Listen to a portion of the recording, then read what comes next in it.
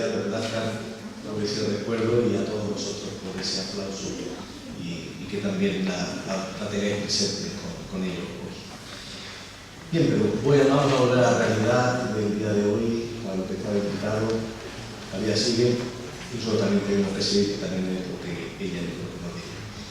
Y en ese sentido, bueno, pues sí quiero agradecer la invitación de estar aquí hoy en este acto, en esta mesa, presentando a la profesora Núñez Díaz Balar y participando en un acto que ya se ha consolidado como una de las referencias que en España se hacen sobre la guerra civil. Estos encuentros, creo que es el octavo, el octavo, que es, desde luego, pues, una iniciativa de Fran Martín Milán, que por donde ha ido pasando, ha ido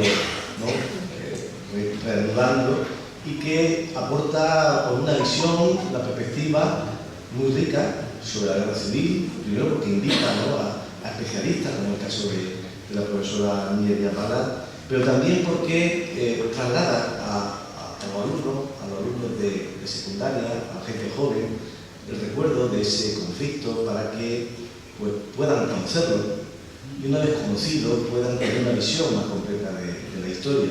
Y además fomenta el que se entrevisten a personas mayores, que evidentemente la guerra pues, ya cada vez va quedando menos por razones biológicas, pero la guerra no solo se recuerda por los que la vivieron, sino también por generaciones siguientes que de una manera directa o indirecta también la sufrieron. Por lo tanto, lo primero es, además de las gracias, Fran, felicitarnos una vez más por esta iniciativa que espero que mantenga, que continúe y que las instituciones te sigan apoyando en los próximos años. Y ya en concreto, bueno, pues yo decía que hoy contamos con una especialista, la profesora Núñez Díaz Balar, y creo que es un gran acierto su invitación y que para nosotros es una gran satisfacción tenerla aquí en Almería. Ya sé que ha dado otro acto y que va a seguir recorriendo la provincia, por lo cual es un lujo para los almerienses. Yo hacía muchos años que no coincidía en persona con ella, aunque la seguía leyendo y seguía conociendo sus actividades, pero creo que ha sido un gran acierto y además creo que vamos a disfrutar de una excelente conferencia. La profesora Núñez Díaz Balar es profesora titular en el Departamento de Periodismo y Comunicación Global de la Universidad Complutense de Madrid, pero está siempre, como lo repito, tengo referencia, muy vinculada a este ámbito de estudio, porque la guerra civil ha sido uno de los referentes, no el único, pero uno de los referentes principales de su producción historiográfica. Ya su memoria y literatura, lo que llamábamos tesina antiguamente, me corregirá la profesora si me equivoco, era sobre la prensa de la Primera Internacional, allá por el año 1983. Ya lo he dicho. Pero le he dicho además con una intención, Mirta, porque yo hace tiempo que reivindico esos trabajos pioneros. Es verdad que luego se ha hecho mucho y se ha hecho mucho bien, pero yo creo que también llega el momento de que tengamos la capacidad, la sociedad, y sobre todo en ámbitos como este, de recordar también reconocer aquellos trabajos cuando no existía la memoria histórica, cuando aquello era ponernos a hacer algo, una historia de algo que hasta nos recomendaban que lo hiciéramos, porque estaba muy próxima a la dictadura.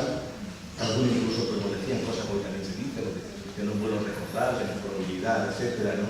Y que no tú y otros no solo no dejaste de hacerlo, sino que lo hiciste muy bien. Luego continuaste con tu tesis sobre la prensa de guerra en la zona republicana, ¿no? En el año 1939, fue su tesis doctoral que luego también se publicó como libro. Y creo que hiciste muy bien en seguir, porque gracias a eso pues, los españoles de entonces pues, empezaron a poder conocer mejor, a través de estudios serios, rigurosos, que es la bandera que teníamos entonces, por lo menos, ¿no? Que tenemos que seguir para que la gente pudiera conocer mejor la guerra. Es verdad que no se hablaba de memoria histórica, es verdad que había cosas que no se abordaban, hoy alguna de ellas lo vemos como un error, que no lo hubiéramos abordado, pero también es verdad que empezábamos un camino en el que, bueno, pues pienso que gracias a ese camino se ha podido continuar hoy día, ¿no? Mi relación con la profesora Díaz Balar en aquel momento fue muy próxima, yo creo, a la figura de un gran catedrático de historia contemporánea, el profesor Julián Ortegui, con el que coincidíamos en su evento y los congresos comentaba, la asociación que dirigió la SEREF, recuerdo, la Sociedad de Estudio de la Guerra Civil de Franquismo, y luego también a través de la Cátedra de Memoria Histórica, a la que estuvimos vinculados y que luego, además, después del fallecimiento del profesor Julián Ortegui, siguió dirigiendo. La profesora Núñez Díaz Balar ha centrado, por tanto, su investigación, además de otras cosas puntuales, en torno a los medios de comunicación, área a la que está vinculada la Universidad Complutense de Madrid, como he comentado, pero a tres etapas históricas muy relacionadas entre sí, como la Segunda República, la Guerra Civil y el franquismo. Y dentro del franquismo, especialmente, una de las cuestiones que también aquí fue muy pionera y que luego, años después, afortunadamente, pues hemos podido ver que otros autores han continuado. Me refiero a la represión franquista, ¿no? Ya de los primeros trabajos que la profesora Díaz-Balart hizo se referían a esa represión franquista. No voy a leer todas sus publicaciones porque sería rarísimo de que tenemos tiempo para su conferencia y no hay serio de propósito, pero sí al menos he recogido cuáles son los textos, sus libros publicados, por lo menos lo que a mí me parece que hay que especialmente señalar para que tengamos una idea, ¿no?, de la evolución, ¿no?, en la producción historiográfica de la profesora Núñez Díaz-Balart. Consejo de Guerra del Fusilamiento en el Madrid de la posguerra, 39-45, un libro del año 97. Mujeres caídas, prostitutas legal y clandestina del franquismo, del año 2003. Los años del terror, la estrategia del dominio y la represión de Cara Franco, del año 2004. La disciplina de la conciencia y la realidad internacional y su artillería del papel, 2006. Bueno, todo esto además de más de una trailera de artículos, otro tanto de capítulos de libros, la edición de algunos volúmenes y una prolífica labor, además de la docente, por supuesto, de divulgación, de difusión, de extensión definitiva, o lo que hoy nos llaman referencia, ¿no?, del conocimiento a la sociedad. Y a mí me van a permitir que haga una reflexión final sobre estas cuestiones, que, de cierto modo, son temas históricos a los que yo le tengo que dar aprecio, la parte también de que mi actividad se dedicó, como saben muchos de los presentes, pero eso me permite poder reflexionar el significado de este trabajo. Yo decía antes que durante años nos invitaban a que no estudiáramos estos temas. Eso es una realidad que sufríamos los historiadores que nos acercábamos a estas cuestiones. Hoy día, eso, lejos de haberse acabado, sigue existiendo, incluso amplificadamente a través de determinados medios de comunicación. Y a mí me gusta siempre llevar al público una reflexión. Estamos aquí historiadores. A los historiadores no se nos puede pedir que no investiguemos sobre la historia. Como si al médico se le impide que se desarrolle la medicina, o al farmacéutico, o al albañil, o al fontanero, o cualquier profesión. Nos dedicamos a eso, lo haremos mejor, lo haremos peor, pero nos dedicamos a eso. La historia, desde la prehistoria hasta nuestros días, tiene muchas etapas, tiene muchas páginas. Hay páginas muy satisfactorias, muchas páginas donde podemos hacer referencia a hechos pasados gloriosos o que nos parecen positivos, y hay otras en las que dramáticamente pues son episodios de la historia donde se sufre más, y como son las guerras, ¿no? La guerra. En esos episodios de esas circunstancias, los historiadores no podemos permitirnos el lujo de decir esto no lo estudio porque esto fue duro, esto causó un dolor, esto causó víctimas, esto causó muerte. Eso sería, digamos, hacer una estafa hacia nuestra profesión. Y yo creo que es algo que la profesora Díaz-Balart ha seguido desde que yo alguien tengo referencia de ella y lo sigue haciendo. Poder investigar, poder analizar, poder sintetizar y lo que es más importante al final, poder transmitir a la sociedad y entre ellas a las generaciones siguientes el fruto de ese conocimiento.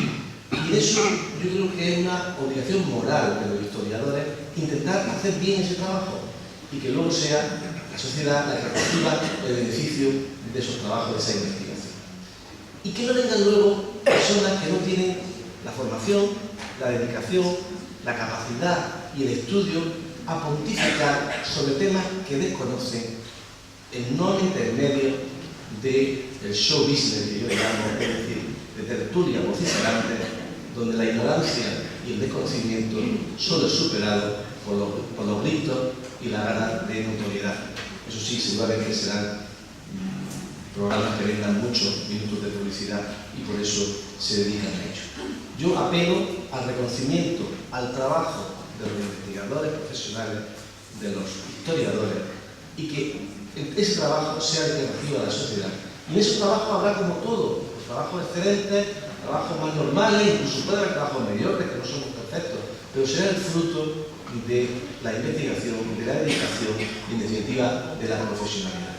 Y hoy contamos con el lujo de tener a una de esas profesoras especialistas, de esas investigadoras que se han dedicado casi toda su vida a investigar sobre esta etapa de la historia, y lo que tenemos que hacer, entiendo como sociedad, y más los que sois jóvenes, aprender de los que saben.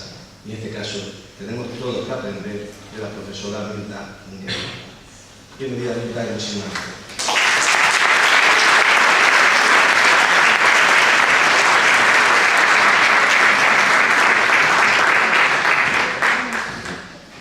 Buenas tardes, muchas gracias por estas palabras y muchas gracias también a Fran Martín por toda su dedicación y esfuerzo por llevar adelante un programa que me parece ejemplar y que además pues permite conocer la voz de la sociedad a través de los testimonios. Y es francamente envidiable y que estéis en el octavo, ¿no?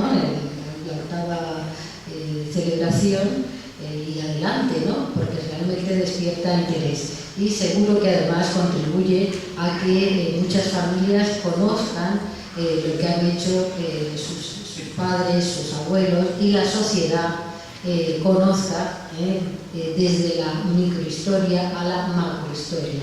Al fin y al cabo, una sirve de sostén de la otra, ¿no? Y yo creo que eso es muy importante.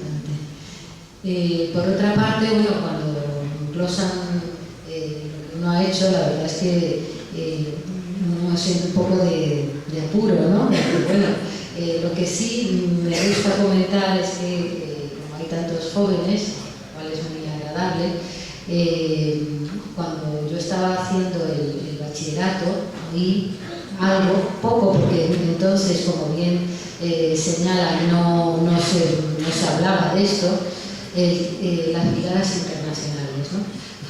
Qué bonito, me gustaría saber más de esto, ¿no? Y entonces, cuando pude dedicarle un tiempo, pues empecé a leer primero lo que venían en las obras generales de Historia de España, y más adelante las obras específicas, ¿no? Y me encontré que en la Biblioteca Municipal de Madrid, no la nacional, la municipal, había una enorme riqueza de periódicos de las brigadas internacionales. Me encontré con más de 50 ejemplares, cabeceras de las brigadas internacionales, y pues me puse a trabajar y pues hice la memoria de licenciatura. La verdad es que con esto sí me gustaría animaros a que aquellas inclinaciones que tengáis, ¿no? de temas o de biografías, tanto individuales como colectivas, pues os sirvan de estímulo para llevarlas adelante. El principio es algo que me interese, y solo así se puede llevar hasta el final pues el largo camino que puede ser la investigación. Es decir, voy a ver si encuentro algo más. Primero, partir de lo que hay, qué es lo que hay al respecto. Entonces había poco, pero había, y seguir adelante. Y eso, la verdad es que es muy interesante. La figura colectiva, ¿no? de las brigadas internacionales, antes de seguir adelante siempre me gusta advertir a los oyentes que consulto el horario adecuado y me dicen que 3/4 de hora. Lo digo para alivio de oyentes, porque normalmente no me paso, a veces me paso un cuartillo de hora, intentaré que no, pero vamos, la función de sujeto oyente pues tiene sus características. De tal manera que las brigadas internacionales como sujeto colectivo de la historia de España tienen unas particularidades enormes, puesto que se trataba de un, vamos a llamarle, ejército de voluntarios. Las cifras a día de hoy que están aceptadas son 35.000 hombres y un pequeño núcleo de mujeres de 53 naciones. Imaginaros lo que es ese ejército multinacional que vienen a España a defender el gobierno legal y legítimo de la República, que había nacido de las primeras elecciones democráticas del siglo XX español. Este hecho increíble, ¿no? Este hecho extraordinario, es el que hoy en día, bueno, pues ha pasado como uno de los referentes de la historia mundial, de la solidaridad, de la amistad, de todo lo bueno que puede dar de sí el ser humano. ¿Y por qué vienen a España, ¿no? España, como sabéis, el 17 de julio en Melilla, en el Marruecos español, y el 18 de julio en la península, sufre un golpe de Estado que no va a lograr sus máximos objetivos, que es tomar el gobierno y el Estado, pero va a romper la convivencia y va a desarrollar una guerra que se va a convertir en civil. Desde fuera siempre se habla de la guerra de España, más que de la guerra civil, pero para España el uso normal es guerra civil. Por lo tanto, fue un golpe de Estado el que desata la guerra civil y el que divide a España en dos. Una España que era sometida al imperio de los golpistas en un periodo muy breve de 48 horas, de 56 horas, donde realmente no hubo guerra, pero hubo una fuerte represión en muchos casos. Y por otra parte, el gobierno republicano, que había nacido de unas elecciones, pues intenta restañar las heridas inmediatas e intenta volver a la normalidad, cosa que no logra por el conflicto provocado. En ese terreno nosotros tenemos que decir que la República siempre tiene en su espíritu la paz, siempre tiene en su espíritu la democracia, pero se encuentra con que se le impone la guerra y se tiene que defender. En esa defensa participan españoles y, como vemos, extranjeros de 53 naciones en cantidades diferentes. Hemos dicho 35.000, ¿no?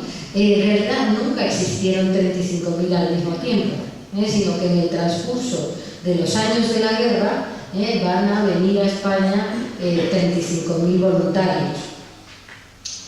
Antes de las brigadas internacionales, ¿hubo otros internacionales? Sí. A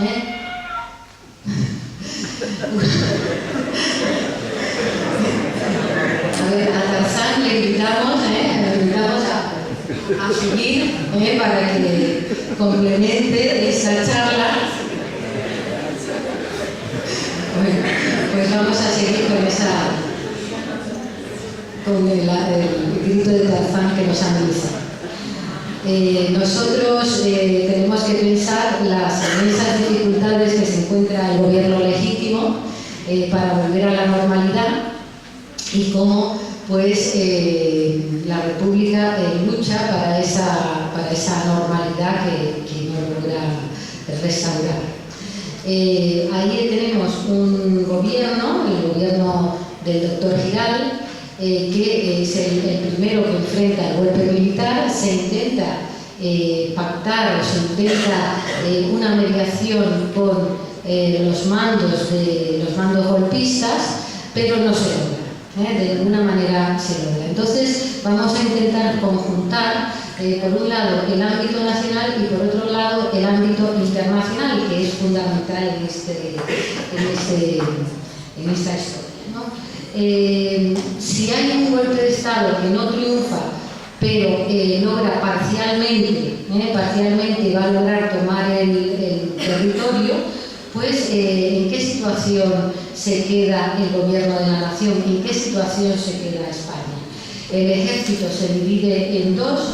Realmente el ejército se encuentra con que el 17-18 de julio ya está, diríamos, en un contexto difícil porque ya no estaba totalmente cohesionado, ya habían empezado también las vacaciones y por lo tanto no hay esa posibilidad de convocar a las tropas para efectuar golpes contundentes contra aquellos que habían transgredido la normalidad. Este es un ámbito de la circunstancia, pero el otro ámbito es el internacional. ¿Qué hace el mundo ante la circunstancia de España, ¿no? En el mundo estamos en la crisis de los años 30, una crisis muy profunda, y en ese terreno, pues, en ese terreno de graves dificultades económicas, políticas y de todo tipo, las potencias fascista y nazi, o como se decía en la época, nazi-fascista, van a prestar una ayuda y un apoyo inmediato a los golpistas. Y aproximadamente en una semana se va a hacer llegar a los principales mandos golpistas, en particular al general Franco, que está a la cabeza del ejército de África, aviones y avituallamiento de todo tipo para trasladarse a la península. Luego Franco se encuentra en el Marruecos español y la otra cabeza de la sublevación se encuentra en Navarra. Ambos, uno desde el sur y otro desde el norte, intentan tomar Madrid porque es la capital del Estado, pero esto le va a costar casi 3 años, tomar la capital del Estado. Si Franco intenta llegar a Madrid, para eso lo primero es llegar a la península y por lo tanto se le proporciona por parte de Hitler los aviones Henkel y Messerschmitt para el traslado de tropas. Claro que uno dice, bueno, van a lograr trasladar muchas tropas que son las que le van a permitir, bueno, pues ese avance, no diría que avasallador, pero sí notable, una fuerza bastante poderosa para adelantar, para trasladar esas tropas desde Cádiz, fundamentalmente, hasta lo que es el contorno de Madrid, pues a través de Extremadura y a través de La Mancha, donde evidentemente pues ya empiezan a actuar de una manera, con una gran brutalidad para imponerse.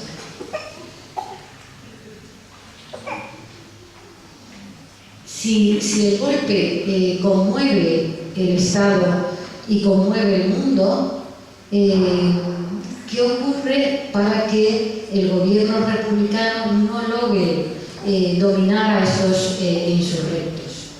La República se encuentra con esas circunstancias que hemos dicho del ejército, que está un poco descabalado, pero además en la República tenemos que decir que se enfrenta a que aquellos que les suponía amigos y que les suponía unos apoyos, en un breve plazo van a constituir lo que se ha llamado el Comité de No Intervención.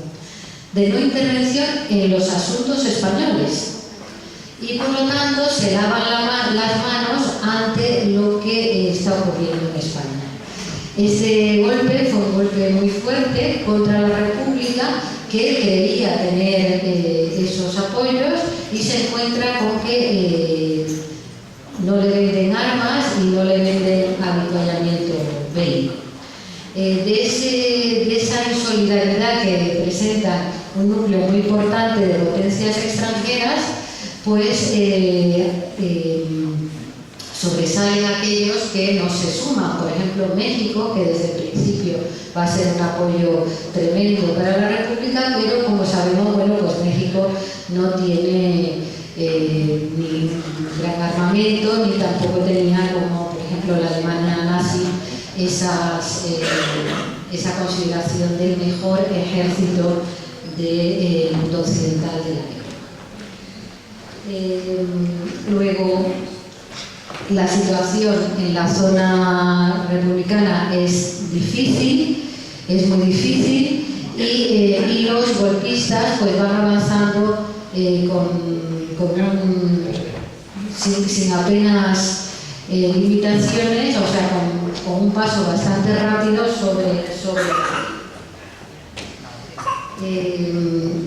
en este momento vamos a ver cómo en el mundo occidental, bueno, pues primero hay sectores intelectuales, políticos que se brindan para ayudar a la República Española, unos con las armas en la mano, otros con sus conocimientos en el ámbito de la medicina, por ejemplo, que fueron muy importantes, allí donde pudieran ayudar.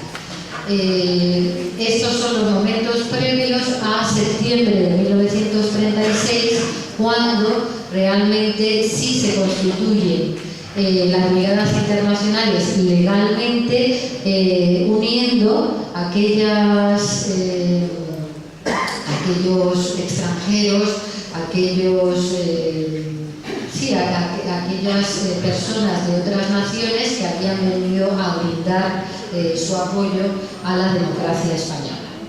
Bueno, pues en ese terreno tenemos que recordar que, por un lado, en ese octubre del 36 se institucionalizan las brigadas internacionales, pero paralelamente tiene lugar un movimiento muy importante de acciones y de acciones legales y de acciones de todo tipo. De acciones legales, por ejemplo, se constituye, y esto es poco conocido, el primer gobierno del Frente Popular. Y el de Giraldo no lo era, ¿no? El primer gobierno del Frente Popular es el gobierno que el 4 de octubre va a encabezar Largo Caballero, con un gobierno multicolor, para de esa manera, con el apoyo de todos los leales, y no de los traidores, evidentemente, de todos los leales, intentar restituir la democracia y la normalidad a España. Mientras esto está ocurriendo en la zona republicana, hay que decir también que el problema muy grave es el problema de la defensa. ¿Por qué? Porque la defensa no logra parar, o mejor dicho, paralizar realmente el avance franquista sobre Madrid y el avance del general Mola sobre Madrid. Mola va a ser parado hasta el final de la guerra en la zona norte, lo que es Somosierra, y sin embargo las tropas de Franco se sitúan en lo que es casi el contorno de la ciudad. Una situación, por lo tanto, gravísima. Y de esa manera, bueno, pues hay que repensar, vamos a decirlo así, hay que repensar el modelo de defensa. Si no se logra parar el avance de Franco, de los legionarios, de todo lo que era del cuerpo mercenario marroquí, que se le pagaba con dinero, por eso se les llama mercenarios, no se le logra frenar hasta llegar al contorno de Madrid. Eso conlleva pues, un replanteamiento de la defensa. Este ejército no sirve para ese propósito, para el propósito de frenar el avance sobre la capital de España. Bueno, pues ese replanteamiento es lo que lleva a crear o a recrear un ejército nacional, ejército, diríamos, bueno, nos acompañan, el ejército de la nación se recrea desde la perspectiva de de un ejército popular regular y se recupera, por lo tanto, la fórmula regular. Paralelamente están presentes las milicias y las milicias que forman partidos y sindicatos leales que van a prestar su apoyo, aunque diríamos no tienen cualificación militar, para contribuir a ese retorno a la normalidad. Hay que reconocer que en esa grave situación, bueno, pues se plantea, por ejemplo, la evacuación del gobierno desde la capital, evacuarlo a Valencia, cosa que tiene lugar en esos meses, fundamentalmente en el mes de octubre de 1936, para en el caso de que cayese Madrid, no cayese ni el gobierno ni, diríamos, el Estado Mayor del Ejército en manos del enemigo. Yo creo que estos momentos claves son los que explican que a pesar de la gravedad de la situación, se lograse enfrentarla, se lograse ir restañando esa gravedad de la situación y se lograse que la defensa, a pesar de los pesares, ¿no? Considero que la gran victoria de la República es la resistencia, a pesar de la falta de un apoyo generalizado por parte de las potencias democráticas, en la medida que era esperable, y por otra parte, bueno, pues cómo se logra reconstruir un gobierno, cómo se logra reconstruir un ejército en estas circunstancias. Bueno, y vamos al punto de las brigadas internacionales.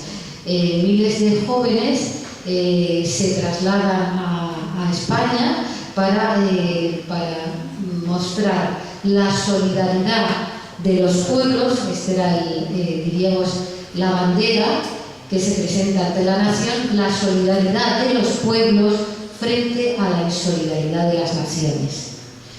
Y esto, bueno, con estas pinceladas yo creo que se capta perfectamente, y esa insolidaridad de las naciones pues se desarrolló a lo largo de toda la guerra. Es decir, por mucho que el doctor Negrín, el siguiente jefe de gobierno, fuera la Sociedad de Naciones, el precedente de la ONU, a denunciar cómo Hitler y Mussolini estaban apoyando a los golpistas, pero no tuvo vuelta de hoja. Es decir, aquello siguió adelante. Estos 35.000 hombres que, como decimos, nunca están presentes en el mismo momento, sino a lo largo de la guerra, estos 35.000 hombres se van a constituir en 5 brigadas, de la 11 a la 15, buscando una homogeneidad de lengua y, en cierta manera, de procedencia. Por ejemplo, la 11 brigada era la brigada alemana, que diríamos es la primera, y que quiere también dar la otra cara de Alemania, ¿no? Los alemanes antifascistas se unen para enfrentar a los nazis que están apoyando al general Franco. Y esto, bueno, pues es algo que es un aldabonazo en la conciencia del momento, y realmente la brigada alemana fue una brigada modélica. Muchos de sus hombres, un porcentaje importante de sus hombres, procedían de aquellos que habían participado en la Primera Guerra Mundial, tenían esos conocimientos, esa cualificación, y podemos encontrar muchos testimonios, por ejemplo, de su marcha por la Gran Vía, con marcha militar. Y uno dice, bueno, pues a lo normal, ¿no? Pues no, porque eran voluntarios y muchos y otros que van a llegar pues no tienen esa formación. Y sobre todo, dada la situación del ejército republicano, el primer freno al golpe militar lo ponen las milicias, con todas sus limitaciones, que no habían pasado por una academia militar, ¿no? Y por lo tanto, francamente, fue muy el ejemplo de los alemanes, fue muy comentado y fue una fuente de esperanza enorme para los republicanos, ese primer apoyo de los alemanes antifascistas. La 12 Brigada, la brigada italiana, con unas circunstancias parecidas. Quiero decir que vamos a conocer a los antifascistas italianos unidos en una brigada que va a tomar el nombre de Il Garibaldino, la brigada Garibaldi, y en la brigada Garibaldi pues los italianos antifascistas. Y enfrente, en breve plazo, nos vamos a encontrar a los italianos fascistas que se juntan en el cuerpo de tropa voluntaria, para apoyar a los insurrectos. Bueno, pues esto es un caso muy curioso, que además tiene un elemento de encontronazo en la batalla de Guadalajara. Los italianos tienen un gran nivel en la propaganda. Nuestros idiomas, como sabemos, ¿no? son idiomas, lenguas romances, es fácil de entenderse, y por lo tanto van a dar su experiencia, por ejemplo en la propaganda radiofónica, para llamar a los fascistas italianos a que se entreguen, a que luchen por su país desde la libertad y no desde el totalitarismo. Y por lo tanto, bueno, pues esta presencia italiana va a ser también muy importante.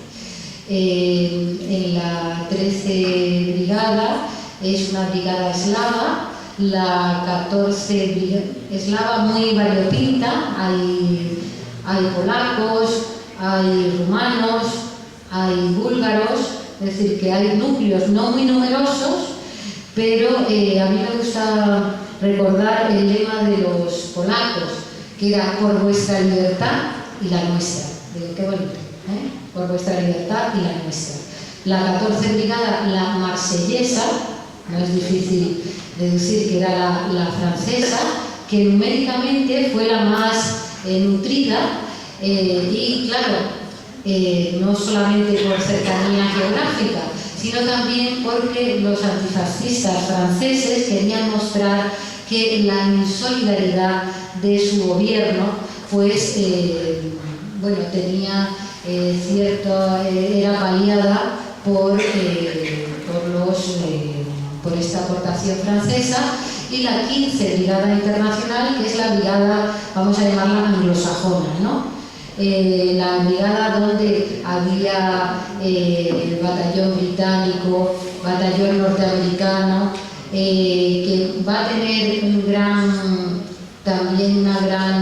gran eco, porque además los norteamericanos tenían y tienen, ¿no?, una gran capacidad de comunicación, y van a lograr además atraer una gran solidaridad, bueno, pues por ejemplo de Hollywood, cineastas de Hollywood que luego van a sufrir el macartismo, que los va a represaliar en Estados Unidos.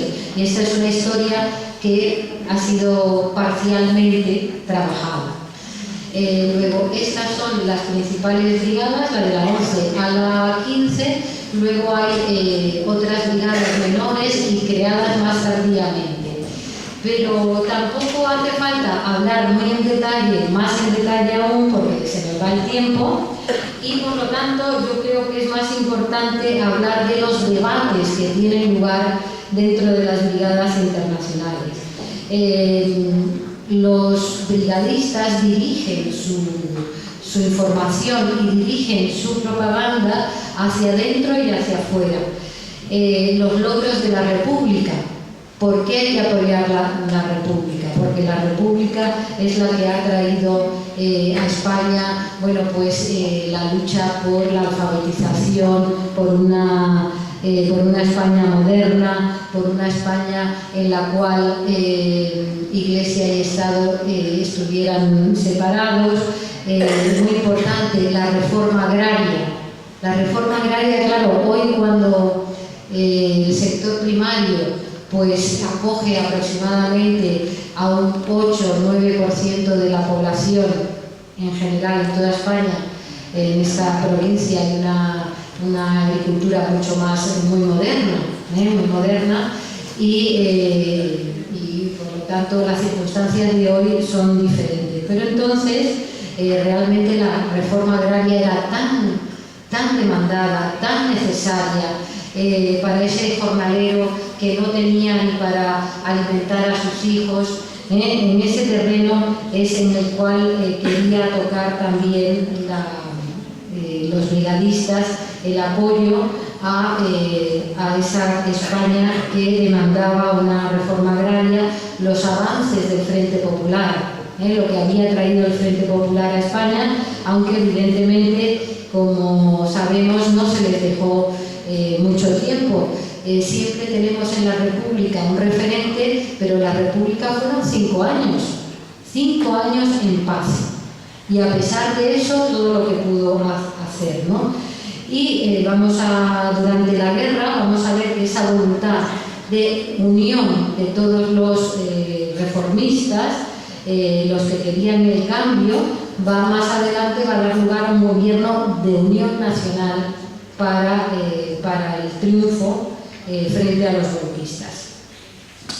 Eso en el ámbito nacional, y en el ámbito internacional también hay varios vectores o varios ejes. Por ejemplo, hay una denuncia constante contra la política de no intervención. La política de no intervención fue un dogal en el cuello de la República, puesto que no le deja comprar armas, puesto que le deja atada de pies y manos contra los golpistas, y por lo tanto, bueno, pues hay una denuncia de lo que está ocurriendo en España. Esa política de no intervención también tiene otra línea, que es las cartas que los propios brigadistas mandan a sus organizaciones en los países de origen para que movilicen a la opinión pública, para que denuncien cómo España, como la España liberal, la España democrática estaba siendo atacada. Y esas cartas, bueno, pues son muy interesantes para ver, diríamos, esa sensibilidad que tienen los brigadistas con respecto a la situación española. Otro vector se dirige a las internacionales obreras. Las internacionales obreras que estaban vigentes, hoy en día no. Bueno, existen evidentemente, pero su impacto sobre la sociedad no tiene color. Y entonces las internacionales obreras están divididas en dos sectores, uno socialista, uno comunista, y hay una actuación, una acción constante de intentar que las internacionales obreras fueran más eficaces en su apoyo a España, y también más eficaces en su denuncia en los foros internacionales sobre lo que estaba ocurriendo en España. Y ya para encaminarnos hacia el final, hay que hablar de yo diría que de los factores más ligeros o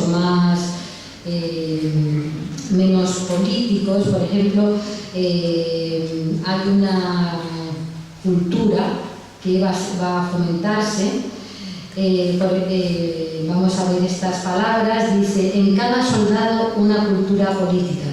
Sí, camaradas, sin que en nuestra labor diaria pueda haber nunca asomo de partidismo, nosotros hemos de procurar entre nuestros compañeros, los soldados, una conciencia política capaz de hacerles comprender que esta es imprescindible, la cultura, para no tergiversar nunca la trayectoria política del pueblo trabajador.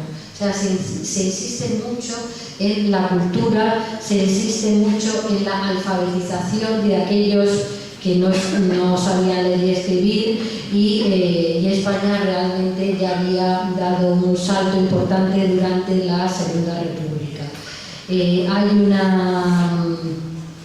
También hay algo que a veces sorprende, que es el llamamiento que se hace a un comportamiento correcto. Se dice, por ejemplo, el enemigo es la bebida, la indisciplina, la contestación.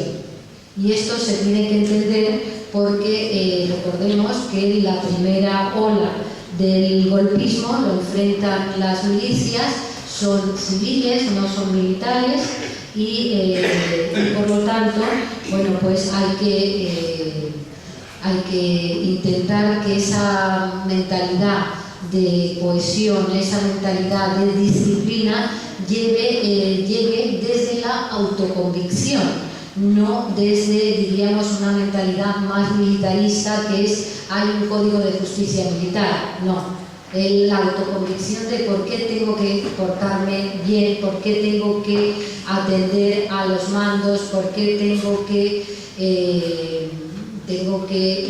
intentar mejorar mi nivel cultural, etcétera, etcétera. Y eso, que afecta a toda la nación, evidentemente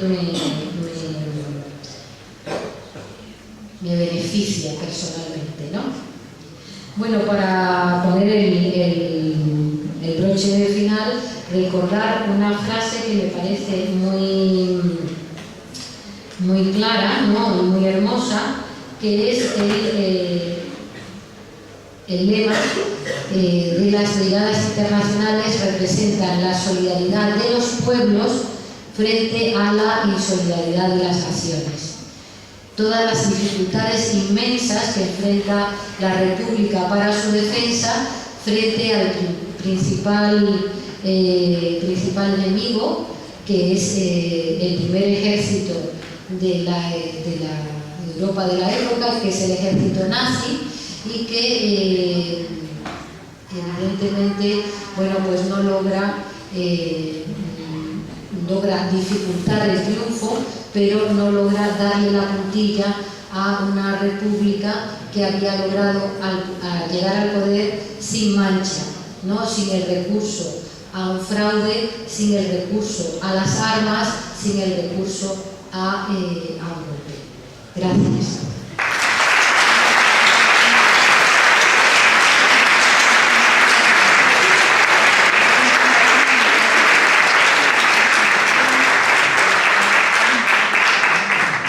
Un turno de debate o de posibles preguntas alrededor de unos 10 minutos. Si hay cuestiones, hay personas que quieren hacer alguna cuestión, apreciación, comentario, curiosidad, incluso corrección, al momento.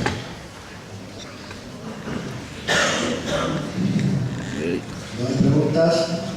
Bueno, yo voy a comentar otra de esas frases bonitas que hablan de esta sociedad bonita. Que decía un periodista español, Mariano Sánchez de las Casas, que decía que las brigadas internacionales eran el perfume de una sociedad soñada. Y es verdad, porque es esta élite intelectual que viene a luchar a España y a perder. potencialmente podía perder la vida, pero a pesar de eso brinda lo que sabe y brinda su esfuerzo.